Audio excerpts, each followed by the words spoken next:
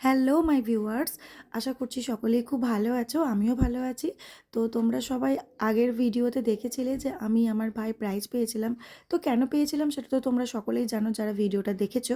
তো চলো আজকে নিয়ে চলে এসেছি সেই ভিডিওটারই সেকেন্ড পার্ট। তো আমরা প্রাইজ নিয়ে বিয়েবাড়ি চলে গেছিলাম, আর এই হচ্ছে সেই ব্রাইড আর গ্রুম। এই ব্রাইডকে তো আমিই সাজিয়ে বাড়ি গেছিলাম প্রাইজ নিতে।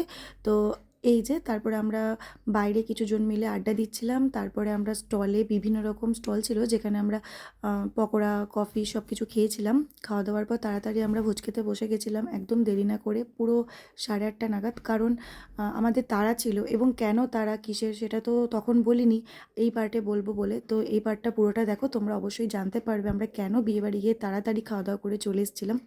আর এখানে তো দেখতেই পাচ্ছ, মানে গ্রুমের এত খিদে পেয়ে গেছে যে আমাদের সঙ্গে বসে এরকমভাবে খেতে শুরু করে দিয়েছে।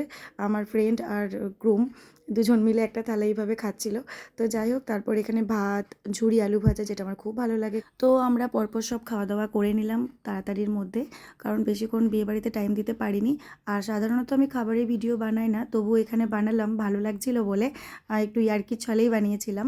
তো তারপরে খাওয়া দাওয়া কমপ্লিট করে রাবড়ি, আইসক্রিম আর হজমোলা নিয়ে তাড়াতাড়ি করে ফিরে এসেছিলাম বাড়ি, কারণ সেদিন আমাদের গ্রামে তন্ময় করে এসেছিল বাউল গান গাইতে।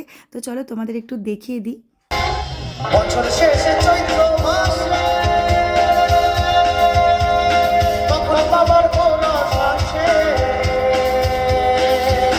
আর হাজার হাজার পাগল এসে মিলে ঝামেলা, হাজার হাজার পাগল এসে মিলে ঝামেলা। সবাই বাবা তোমার দরবারে সব পাগলের খেলা, বাবা তোমার দরবারে সব পাগলের খেলা। সেদিন তো আমরা পুরো রাত 12টা অবধি গান শুনেছিলাম। তো এই ছিল আজকের ভিডিও। দেখা হবে আবারও কোনো এক ভিডিওতে। চলো এখনকার মতো বাই।